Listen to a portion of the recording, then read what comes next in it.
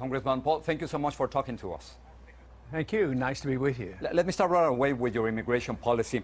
I would like to know, what are you going to do with the 11 million undocumented immigrants in this country? What's your plan? Well, I'm going to call up Solomon and ask him for the wisdom of Solomon to deal with it.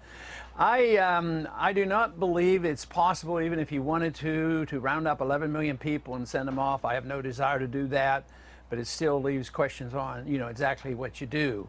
And I think we should have secure borders. I don't think you should reward people for breaking the law. So I don't think people should be able to come easily and become easily, citizens and get to vote and go on food stamps and get welfare. But in the same sense, somebody's been here and it's almost, it is their country. I think there should be a program to bring them into the fold. The green carding and let people come but qualify. But I want it to be done, systematically. I think we need more efficiency at our borders. And allow the people to come in, especially the people who will work and take care of themselves. But you just mentioned a program. What kind of program? Are you suggesting that there should be a program to legalize 11 million undocumented immigrants? Yeah, I don't think we should. I think legalizing is one thing, that they're not criminals, and let people, get a work permit or, work within the system. But if everybody who comes illegally is automatically given citizenship and a vote and can apply for welfare, that would not be a good format, because then we would have more of it. You ask about what we do with 11 million, and I would say you have to work out a program of assimilation, but you can't just say borders don't count and people should be rewarded for breaking the law. I don't believe in that. Can you tell us for sure that the Tea Party is not anti-immigrant? I can't tell you a thing about it, because it's sort of all over the place. At one time, the Tea Party was started with what we were doing 4 years ago, and they were very anti-war, anti-Federal Reserve, and they weren't anti-immigrant. But masses of number of people came in and sort of co-opted, the system, and they tried to change the message.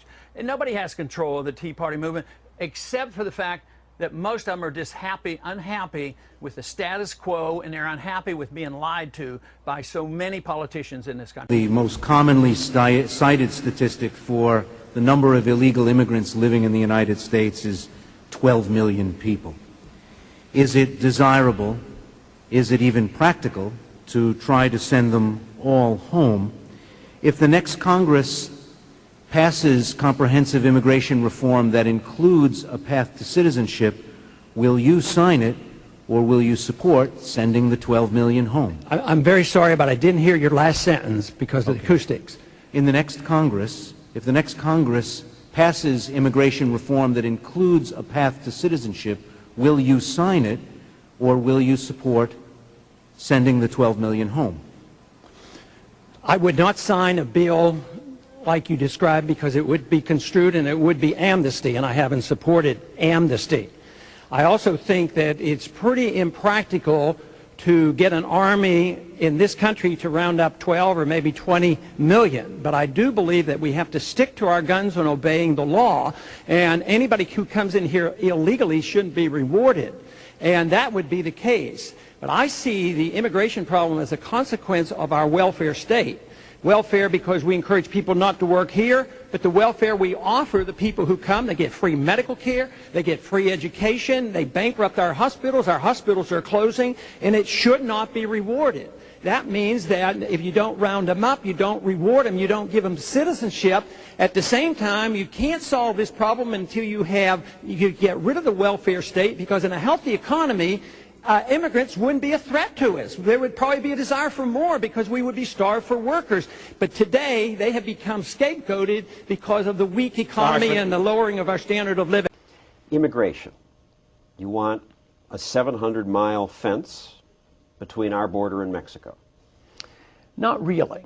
There was an immigration bill that had a fence in it, but there was to attack amnesty. I don't like amnesty, so I voted for that bill to stop the amnesty, but I didn't like the fence. I don't think the fence can solve a problem. I find it rather offensive. What should we do? Get rid of the subsidies. You subsidize illegal immigration, you get more of it. Get rid of welfare. Get rid of all the welfare benefits. Health care for... Absolutely. So if someone's illegal and they show up at the hospital and they're injured, the hospital should do what? Be charitable and have no mandates by the federal government. Catholics want to take care of their offering to help a lot of these people. We want to punish them in some of these, reform bills. I'm not for that. But we wouldn't have so many there if they didn't know they were going to get amnesty. You promise them amnesty, promise them that with no sweat you can get medical care and free education, automatic citizenship, food stamps, and Social Security, you're going to get more of it. But I want a free and healthy, thriving economy, and I think we could be much more generous with our immigration. We don't need illegal immigration. We don't need to reward people who get in front of the line. I want people But the legal line should be more generous. I do. I really think we would be. I think it would be a non-issue. Today it's a big issue because people are hurting. They can't keep up with paying their bills. When they see people in the line using food stamps, they'll be in the emergency rooms, they'll demand bilingual education in the schools, and the costs are going up, school taxes go up. Get rid of all those programs, everyone. I would. I think get rid of the incentives and work toward a real solution, which means that you do it legally and you have a healthy economy. And we would have probably a lot of people coming back and forth working in this country. There was a time when we had just workers coming back and forth. That was when they didn't expect to get easy amnesty. What about the millions who are here illegally already? Deport them? I don't think anybody could find them. I don't think anybody knows where they are. I don't think if you had a million-man army, nobody even knows how many there are. But if they come for welfare benefits and you know they're illegal, yes, deny them the benefits, and they commit a crime, send them home when you know they're there. Today, in many cities, you're not even allowed to ask them their immigrant status. It might be on the form. Policemen told me, don't ask that question. They're told they can't ask that question to find out if they're illegal. And they've been breaking the law, they're arrested. But it's politically incorrect to ask a person their immigrant status because that would say, well, if you're broken the law, maybe you ought to go home. Unfortunately, our foreign policy has been designed to spend money and make our efforts protecting borders between North and South Korea and between Syria and Iraq, which I don't think we should be involved in. And besides, some of our border guards are over in Iraq. I think they'd be better off on our borders, protecting our borders, not in Iraq. So, yes, I think we have to deal with it. If we don't do it with carefully, yeah, we're going to lose some votes on it. But quite frankly, the law is the law, and we should enforce the law. But I take the position which probably doesn't satisfy too many on either end, because the purest libertarian viewpoint is totally open borders, right? And I don't endorse that. I don't think we are quite able to do that as long as people can come in here and benefit from the welfare system, and they're compelled to be taken care of. I don't believe in the open borders, but I don't like the idea of people wanting to build walls and fences and guns and thinking that the immigrant is the evil monster and the immigrant becomes the scapegoat of everything. I think that's very, very bad. But it is a difficult problem. I do not support amnesty. I think if somebody sneaks across the border and somebody else is trying to follow the rules and can't get in, that they come across and soon they can become citizens and get to vote. So, but there's no way. Amnesty that they should? No, I'm not for amnesty. But it's absolutely impossible to think that anybody, no matter how strongly people feel against illegals, you're not going to round up 12 or 15 million people. I mean, that doesn't make any sense. Oh, hey, my friend, how are you? Good evening. Nice to see you all. Nice to see you all. I want to talk about a subject that was very dear to the heart of President Reagan, which was immigration reform. As you know, he was the last U.S. president to sign immigration reform in 1986. All of you, I think, have said that you don't think immigration reform should be discussed until the border is secure. And, Governor, I'd like to ask you, border state governor, what specifically, in your mind, would make the border secure? Congressman, your thoughts. Obviously, it's a very big problem. I think we need to remove the incentive, easy road to citizenship. Nobody has mentioned the fact that they qualify for benefits as well, the welfare benefits that we shouldn't have to give. The state of Texas shouldn't be forced to provide free health care and free education. But there is a mess down there. It's a big mess, and it's the drug war that's going on there. And our drug laws are driving this. So now we're killing thousands and thousands of people. That makes it much more complicated. But the people who want big fences and guns, sure, we could secure the borders. A barbed wire fence with machine guns, that would do the trick. I don't believe that's what America is all about. I just really don't. We can enforce our law. If we had a healthy economy, this wouldn't be such a bad deal. People are worrying about jobs. But every time you think about this toughness on the border and ID cards and real IDs, think that it's a penalty against the American people, too. I think this fence business is designed and may well be used against us and keep us in. In economic turmoil, the people want to leave with their capital, and there's capital controls and there's people control. So every time you think of a fence keeping all those bad people out, think about those fences maybe being used against us, keeping us in. Answering questions. Congressman Paul, I want to ask you a question about a comment you made a couple of weeks ago about a border fence with Mexico. Here's what you said, sir. I want to quote it. There's capital controls and there's people control. So every time you think of a fence keeping all those bad people out, think about those fences maybe being used against us, keeping us in. Question, Congressman, do you know a lot of Americans who want to take their money and flee the United States of America? There are some. All the candidates up here talk about repatriation of dollars. They've already taken them overseas.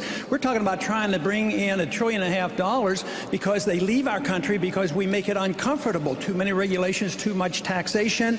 They can't start business. They've lost confidence. Yes, when countries destroy a currency, they do lead to capital controls and they lead to people control.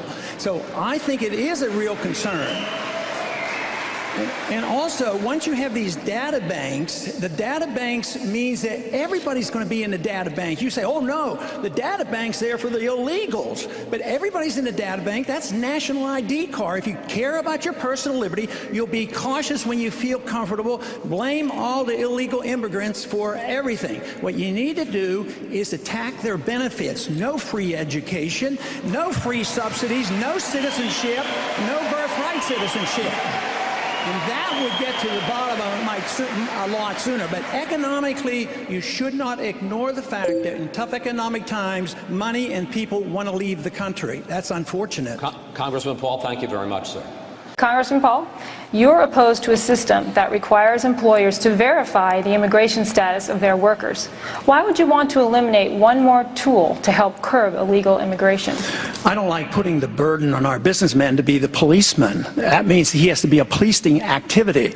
And I also resent the fact that illegals come into this country and they do have problems, but if a church helps them and feeds them, we don't blame the church, or at least we shouldn't in a free society. But I have a strong position on immigration.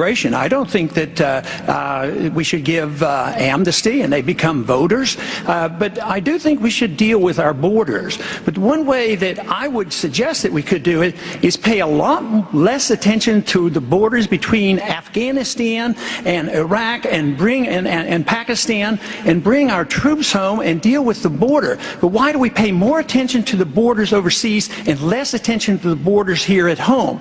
We now we have a mess on the borders, and it has a lot more to do with it than just immigration, because we're financing some of this militarism against the drug dealers on the borders right now to the tune of over $1 billion. And there is a mess down there, but it's much bigger than just the immigration problem. But I do not believe in giving entitlements to illegal immigrants at all, and there should be no mandates on the states to make them do it.